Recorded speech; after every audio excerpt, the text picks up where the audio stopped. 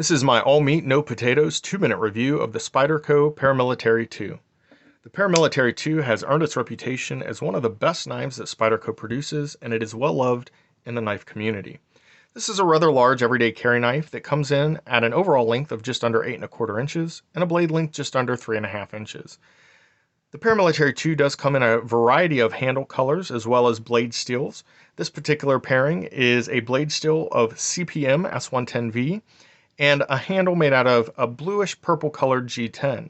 The G10 is a relatively mild texturing, so it's not aggressive, it's not going to tear up your pocket or your hand, but it has enough texturing that if the handle were to get wet, it's not going to be super slick in the hand.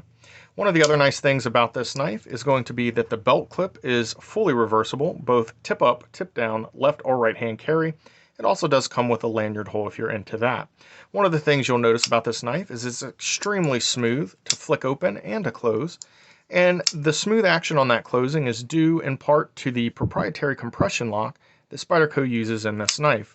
The compression lock has quickly become one of my favorite locking mechanisms because it operates with the ease and a similar feel to a liner lock, but is much more secure and has a much safer lockup due to the way that that liner engages between the stop pin and the blade itself.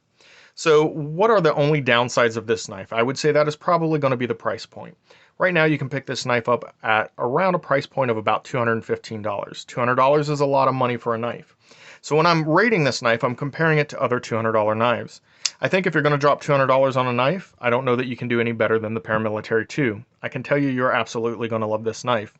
If I were to rate this knife on a 10 blade rating scale, I would give it a 9 out of 10 blades. The only thing that knocks it down a blade is going to be actually the shape and design of the blade itself.